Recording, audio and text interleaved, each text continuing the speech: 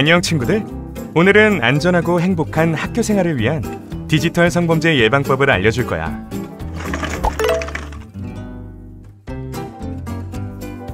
이 정도로는 내 개인정보를 알 수 없을 거야. SNS에 올라온 학교 생활 사진, 일상 사진으로도 여러분의 개인정보를 알아내거나 짐작할 수 있어요. 이 정보를 통해 SNS를 통한 피싱, 성착취에 악용하려는 사람들도 있답니다. 친구하자거나 네가 마음에 든다는 채팅이나 쪽지 받아본 적 있나요? 이렇게 채팅을 통해 친해진 친구가 나의 개인정보 혹은 몸사진을 요구하지는 않는지 눈여겨봐야 한답니다. SNS에서 만난 친구, 이 친구가 아니라고? SNS에서 만난 친구가 알고 보니 다른 사람일 수도 있대요. 예를 들면 10대 친구인 줄 알았는데 어른이거나 같은 여자친구인 줄 알았는데 성별이 다를 수도 있어요. 여러분에게 친구로 접근하기 위해 다른 사람의 사진을 도용하거나 해킹된 계정을 사용했을 수도 있다는 걸 기억해요. 스스로 올린 몸사진을 빌미 삼아 누군가가 협박하는 경우도 있어요. 내가 올린 성적인 사진을 빌미 삼아 시키는 대로 하지 않으면 신고하겠다고 협박하는 것은 범죄입니다. 디지털 성범죄 피해자 지원센터에서는 경찰 신고 없이 무료 지원하고 있으니 꼭 도움을 요청하세요. 이 교시는 우리 반 단톡방 에티켓에 대해 알아볼게요. 상대방의 동의 없는 촬영과 공유. 친구 사이니까 괜찮을까요? 아니요. 맞아요. 친구뿐 아니라 가족의 사진이라 해도 동의 없는 촬영, 공유는 범죄라는 것 잘 알고 있죠? 네. 뿐만 아니라 동의 없는 사진 합성과 합성 사진을 이용한 성희롱, 모욕은 명백한 범죄랍니다.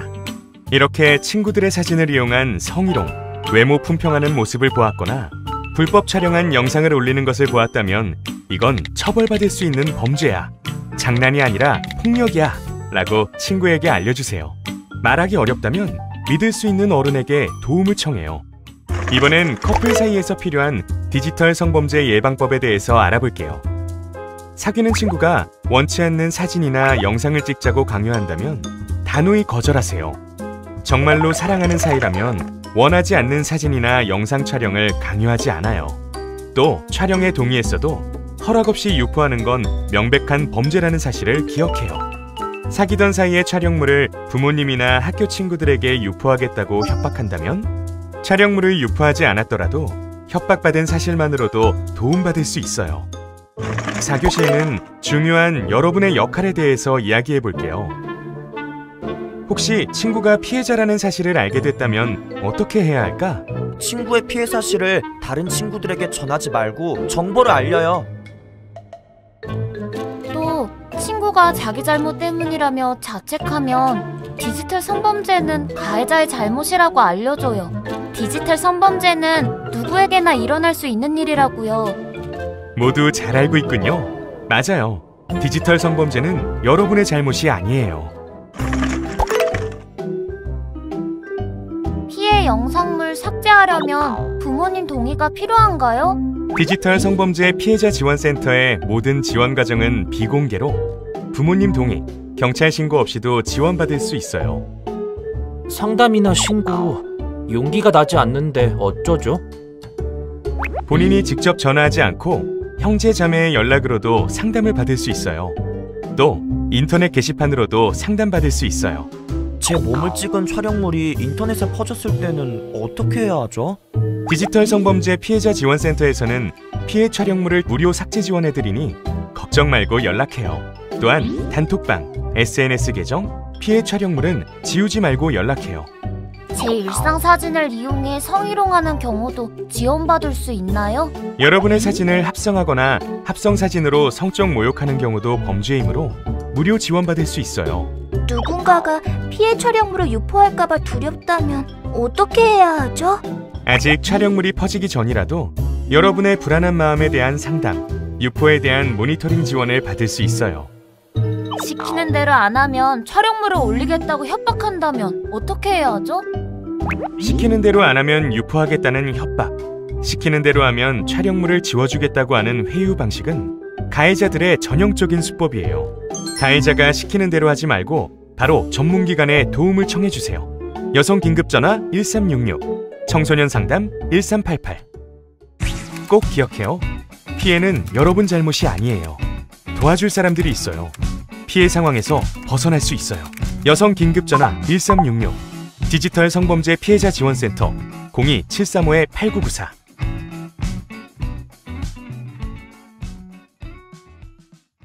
좀 저 좀 살려달라고 막 이런 전화가 한두 통이 아니라 우리 딸 나이 없다고 이렇게.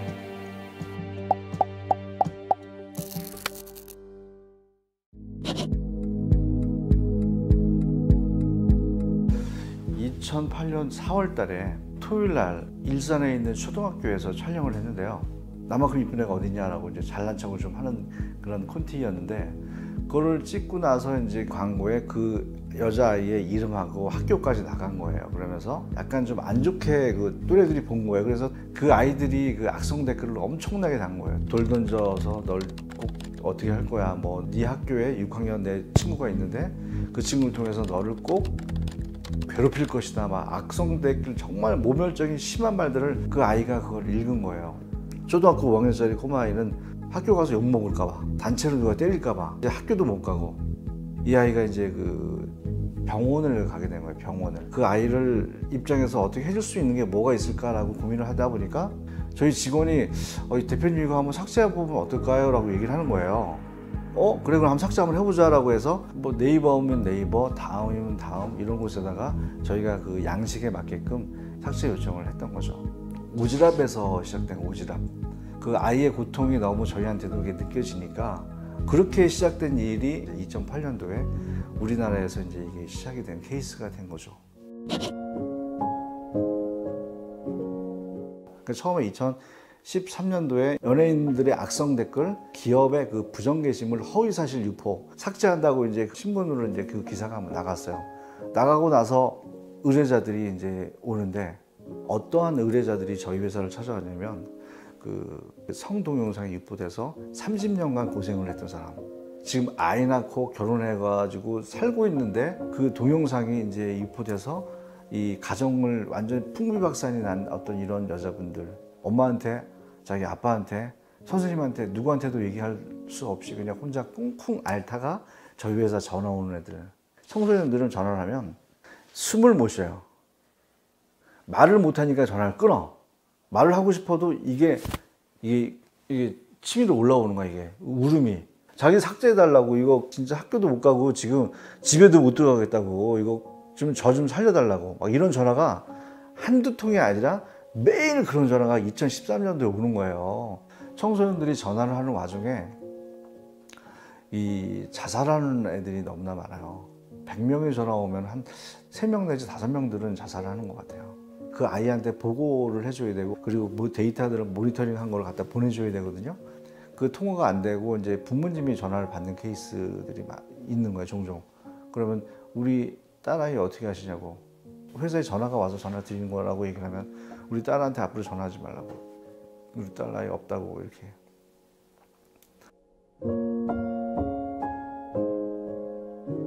용돈 한 달에 5만 원 받으니까 10,000원씩 매달 내겠다고. 받을 수가 없죠. 그리고 이제 어떤 아이는 2년만 있으면 성인이 되니까 자기 알바를 해서 갚을 테니까 이거 좀 삭제 좀 해달라고, 뭐 이렇게 부탁을 하는 거예요. 근데 저희가 그걸 어떻게 받겠어요. 그래서 청소년들 담당을 이제 두고 삭제 업무를 계속 해줬죠. 제가 뭐 사회적으로 뭔가 의식이 있어서 하는 행동이 아니고, 이건 누구나 다 그런 청소년들에게 그런 전화를 받으면은 그렇게 할 수밖에 없는 입장입니다. 그게. 어떤 항공사에 취업을 한 20대 초반의 여자분이었는데, 그 항공 이름 치면은 무슨 항공 누구누구 동영상, 이제 막 취업해서 이제 교육받는 그 여자 이름이 같이 뜨는 거예요. 그런데 그 사람이랑 건 상관이 없는데 그 영상을 얼굴을 자르고 몸을 편집을 해가지고 만들어서 이제 온라인에다가 어떤 사람이 악의적인 의도로 그걸 공개를 했던 거예요. 스튜어디스로 이제 그 취업해서 교육받고 있는데 회사 내에서 임원들이 난리 났다고, 그래서 그거를 삭제를 한 3개월 정도 해드렸는데, 그 항공사를 치게 되면은 직원의 이름이 안 나오게 되는 것까지 이제 해결을 해줬죠. 이런 것들은 저희가 일하면서 굉장히 뿌듯한 케이스인 거죠. 정치인들의 당사자에 대한 어떤 여러 가지 평가 글들, 해달라고 해서 저희가 의뢰를 안 받는 부분들이 있고 투자회사에서 저희한테 그 의뢰를 했었어요. 이제 조사를 해봤더니 그 대표는 구속이 됐고 법적으로 문제가 있는 글이고 사실들이어서 저희가 삭제를 할 수가 없는 거예요. 그래서 그런 일은 뭐 돈을 많이 준다고 해도 마다를 하죠. 이렇게. 저희 직업이 양날의 칼이에요. 양날의 칼. 뭐 신상을 털거나 뭘 찾거나 이런 게 저희가 찾는 일이 일이기 때문에 잘못 사용하시는 분이 나타나게 되면은 세상을 굉장히 어둡게 만들 수 있는 케이스가 너무나 많죠. 좀 더 좋은 세상, 긍정적인 세상을 만드는데 지금은 저희는 최대한 노력을 하고 있다는 거.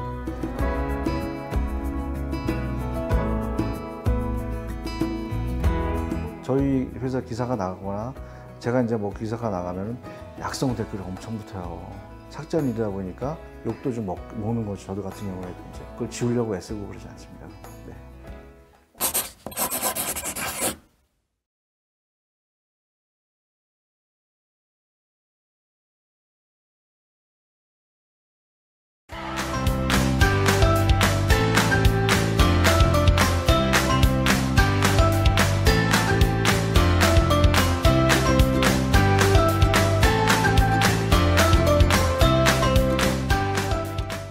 안녕하세요. 오늘은 존중과 배려로 함께하는 성폭력 예방에 대해서 알아보도록 하겠습니다. 오늘의 학습 목표는 첫째, 성폭력의 유형을 3가지 이상 제시할 수 있다. 둘째, 성적 자기결정권의 개념을 설명할 수 있다. 셋째, 진정한 동의의 개념을 설명할 수 있다. 입니다. 먼저 청소년 성폭력에 관한 관련 뉴스를 살펴보도록 하겠습니다. 이 기사는 지난 11월에 보도된 내용인데요. 16세 A군은 교제하던 여학생 B양을 집에 데려와 성관계를 맺으면서 신체 등을 동의 없이 몰래 영상으로 촬영한 혐의와 C양을 집에 데려와 술을 마시던 중 술에 취해 제대로 몸을 못 가누자 억지로 입을 맞추고 위력으로 성폭력을 한 혐의를 받고 있습니다. 재판부는 징역 장기 4년, 단기 2년의 선고와 도망 우려가 있다고 판단되어 법정 구속을 했다고 합니다. 이 뉴스를 보면 굉장히 심각한 청소년 성폭력이 발생했는데요. 성폭력의 개념을 명확히 알고 가해와 피해 모두 예방해야 하겠습니다. 이 자료는 2016년 1년간 발생한 성폭력 현황을 나타내는 경찰청 통계입니다. 앞의 도표는 남자 성폭력 발생 건수를 말합니다. 총 1,400여 건의 성폭력 중 20세 이하, 즉 남자 아동 청소년에게 발생한 성폭력 건수가 총 549건으로 전체의 38%에 해당합니다. 이는 남자 성폭력 10건 중 4건은 남자 아동 청소년에게 발생하고 있음을 알 수 있습니다. 다음 표는 여자 대상으로 한 성폭력 현황인데요. 총 25,800여 건의 성폭력 중 20대와 30대가 53%로 가장 많은 비중을 차지하고 있습니다. 그런데 20세 이하, 즉 여성 아동 청소년 대상으로 발생한 성폭력 건수도 6,600여 건으로 전체의 27%, 즉 여자 성폭력 10건 중 3건은 여자 아동 청소년에게 발생하고 있음을 알 수 있습니다.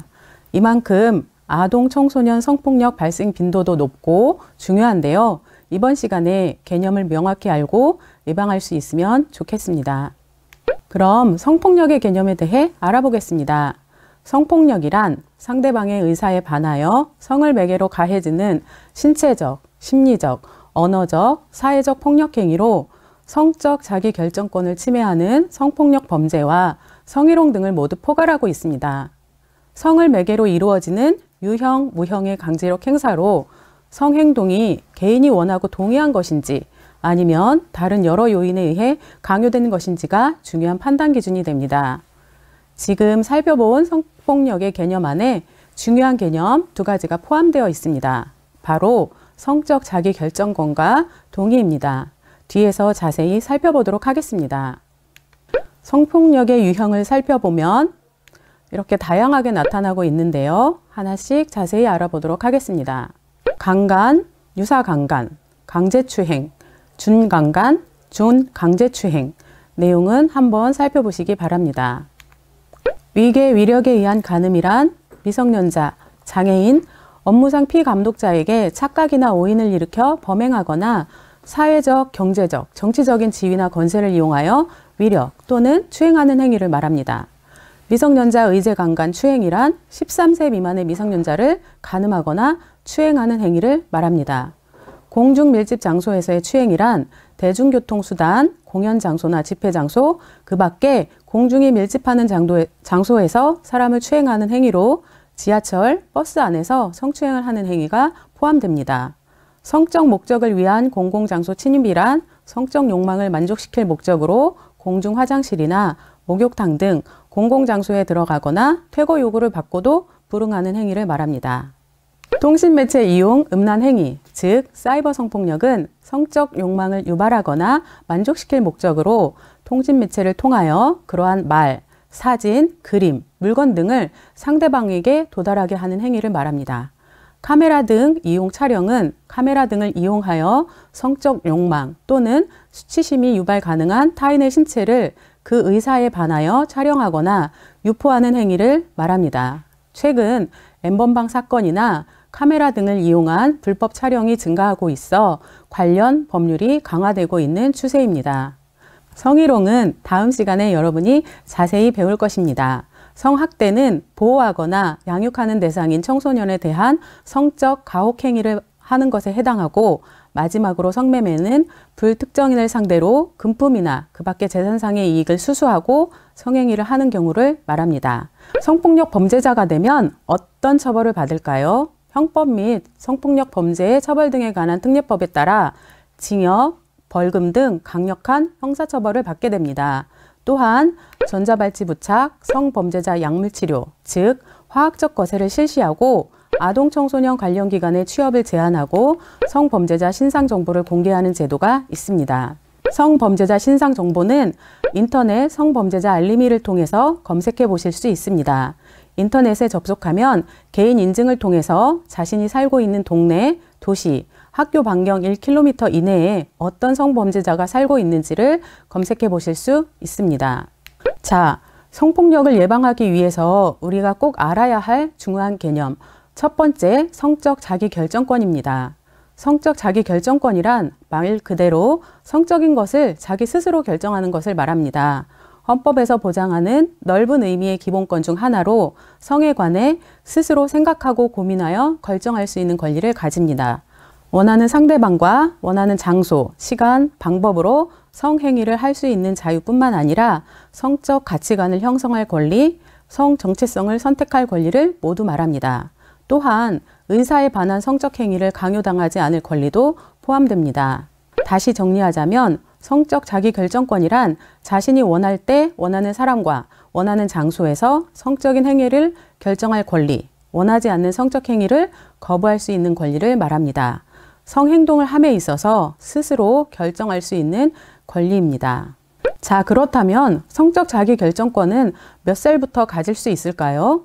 성행동을 언제 어디서 누구와 할 것인지 스스로 결정이 가능하다고 보는 나이를 말하는데요. 표를 보시면 우리나라는 만 13세부터 성적 자기결정권을 가진다고 볼 수 있습니다. 형법 제305조에 의하면 13세 미만의 사람에게 간음, 추행을 한 자는 강간, 강제추행, 상해, 치상, 치사 등으로 처벌한다는 조항이 있으며 만 13세 미만의 경우에는 동의를 하였다 하더라도 성적 자기결정권을 가지지 않았다고 보기 때문에 성폭력으로 처벌을 받습니다. 성적 자기결정권은 어떻게 행사할 수 있을까요? 바로 동의를 통해서 자신의 의견을 명확히 나타낼 수 있습니다. 우리는 일상생활 속에서 많은 동의를 구하기도 하고 동의를 하기도 하고 거절을 하기도 합니다. 예를 들면 내 책 좀 봐도 될까? 체육복 좀 빌려줄래? 너네 집에 놀러 가도 돼? 우리 내일 만날까? 게임 같이 할까? 등 다양하게 동의를 구합니다. 성폭력 판단 기준으로서의 동의의 의미가 어떻게 변화되었을까요? 예전에는 No means yes라고 해서 안 된다고 했는데도 하고 싶은데 부끄러워서 말로는 안 된다고 하는구나 라고 받아들여지기도 했습니다. 이는 명백히 잘못되었기 때문에 No means no로 바뀌었습니다. 안 된다고 말한 것만 거절이다 라는 것이죠. 그럼 거절이 어려워서 머뭇거리거나 주저하거나 침묵한 것은 동의일까요? 그래서 yes means yes라는 개념으로 바뀌었습니다. 즉, yes라고 명확히 동의한 것만 진정한 동의라고 보는 것입니다. 주저하거나 침묵하는 것은 모두 비동의입니다. Yes means yes는 적극적 동의, 진정한 동의라고도 하는데요. 이것은 조건이 필요합니다. 자유로운 의사표현이 가능한 상태여야 하고 자발적으로 소통이 가능한 상태, 술이나 약물을 하지 않은 의식 자각이 있는 건강한 상태에서 적극적으로 상대방의 제의나 요청을 수용하는 것을 적극적인 동의, 진정한 동의라고 합니다. 침묵과 주저함은 동의가 아니죠. 서로 사랑하는 연인이나 부부처럼 친밀한 사이에서도 언제나 다 성적인 접촉이 동의된 것이 아닙니다. 성적인 접촉을 하기 전에 항상 동의를 구해야 합니다. 상대방이 동의를 구할 때 좋아 또는 싫어 등으로 자신의 의견과 생각을 명확하게 표현합니다. 상대방이 동의를 하던 거절을 하던 상대방의 선택과 의견을 따르고 존중해야 합니다. 동의한 이후라도 상대방이 마음이 바뀌어 거절한다면 나의 행동을 즉시 멈추고 잘못된 행동에 대해서는 사과하는 것이 좋습니다. 동의받지 못한 행동이나 폭력의 책임은 가해자에게 있기 때문입니다. 자, 그럼 동의를 구하는 연습을 해볼까요? 팔짱 껴도 될까? 안아봐도 될까? 손잡아도 될까? 우리 키스할까? 우리 뽀뽀할까? 이렇게 직접적으로 물어봐서 상대방의 동의를 구합니다. 그럼 상대방의 동의를 구할 때 어떻게 답변해야 할까요? 나의 생각과 느낌을 말로 명확하게 표현하면 됩니다. 간단하게 좋아, 응, 그래, yes 라고 동의를 하거나 싫어, no, 지금 하고 싶지 않아, 아니, 난 준비가 안 됐어 라고 거절을 명확하게 하면 됩니다. 우리가 배웠던 성적 자기결정권에 맞추어 대화 내용을 보고 완성해 보겠습니다. A가 우리 뽀뽀할까? 라고 물었는데 B는 싫어 라고 거절했습니다. 그 다음 A의 답변은 어떻게 해야 할까요? 여러분도 활동지에 답변을 작성하고 그 이유를 적어보세요. 선생님은 그래, 내가 너무 성급했어. 미안해. 이렇게 적어보았습니다. 이유는 상대방의 성적 자기결정권을 존중해야 하고 동의하지 않았으니까 바로 사과한다 라고 적었습니다. 다음 활동지를 보면 A와 B의 대화 내용이 무엇에 대해 얘기하는지 명확하지 않습니다. 우리가 공부한 대로 성적 자기결정권에 근거하여 고쳐보겠습니다. 선생님은 A가 오늘 밤 우리 집에 가서 놀래? 라고 물었을 때 B는 집에 놀러 가는 건 좋아. 하지만 다른 성행동은 하지 않겠어. 라고 정확하게 의견을 대답했습니다. 여러분도 알맞은 대화 내용을 완성해 보세요. 성적 자기결정권을 잘 행사하기 위해 성적 의사 결정 능력 척도로 점검해 보겠습니다. 화면을 멈추고 20개의 체크리스트를 작성해 보시기 바랍니다. 이번 시간에는 성폭력의 개념과 유형, 성적 자기결정권, 동의의 개념에 대해 공부했습니다. 공부한 내용을 정리해 볼까요? 첫 번째, 성폭력의 유형을 3가지 이상 말해 봅시다. 이 중에서 3가지를 말씀하시면 됩니다. 성적 자기결정권의 개념은 무엇인가요? 지속적으로 설명을 했는데요. 자신이 원할 때 원하는 사람과 원하는 장소에서 성적 행위를 결정할 권리와 원하지 않는 성적 행위를 거부할 수 있는 권리를 말한다고 했습니다. 즉, 성행동을 이성 친구나 다른 친구, 다른 사람의 강요에 의해서 결정하는 것이 아니라 자신이 스스로 결정하는 권리를 말합니다. 진정한 동의란 무엇인가요? 동의는 상대방이 의식이 명료하게 있을 때 눈을 마주보고 허락을 받는 것을 말합니다.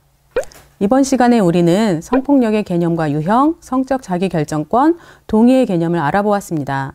상대방의 성적 자기결정권을 존중하고 나의 성적 자기결정권을 존중받고 동의받지 않은 성행동을 하지 않는다면 성폭력 없는 안전한 사회를 만들 수 있습니다. 감사합니다.